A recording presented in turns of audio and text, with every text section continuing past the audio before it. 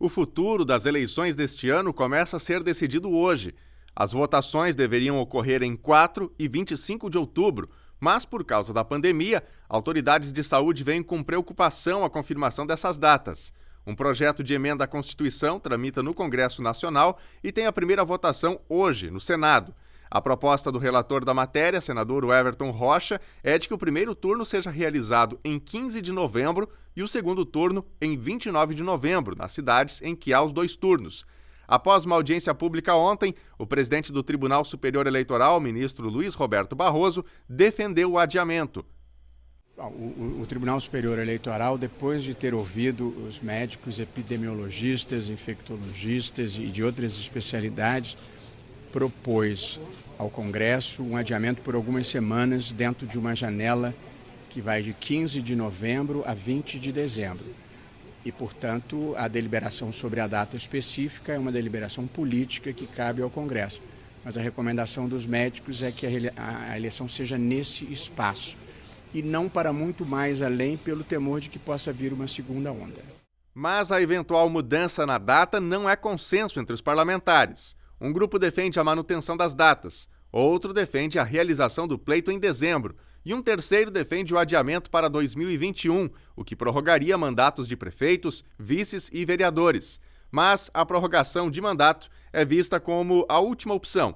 Nós estamos convencidos de que é melhor errarmos com a ciência e com a prudência do que permanecermos numa posição em que todos os especialistas dizem que 4 de outubro é impraticável. A posse fica mantida no dia 1º de janeiro ou teria uma extensão de mandatos? Não, a posse fica exatamente, o limite é 20 de dezembro para não haver risco de prorrogação de mandatos. O que teria que ser modificado é a data da diplomação e há pela legislação uma prestação de contas da campanha antes da diplomação e da posse.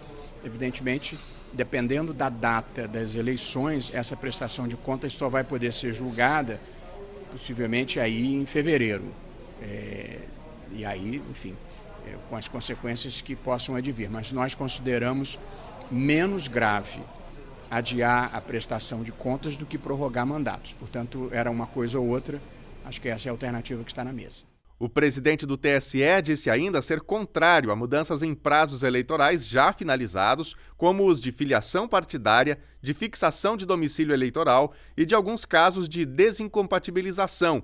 Barroso também se posicionou contra o adiamento da data limite de registros de candidaturas, que é 15 de agosto.